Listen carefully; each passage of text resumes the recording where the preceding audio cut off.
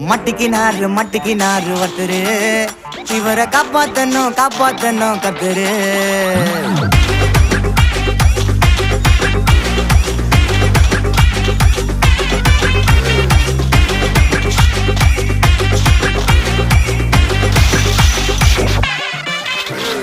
Road கடை குருமா, திரும்பி உனக்கு வந்து அச்சுது பாரு கருமா. வாஷிங் பவுடர் நிறுமா, கொஞ்சம் வாய சுவையும் பொத்துக்கிட்டு இருமா. ஓ நிலைமையத்தான் நினைச்சு சிரிமா.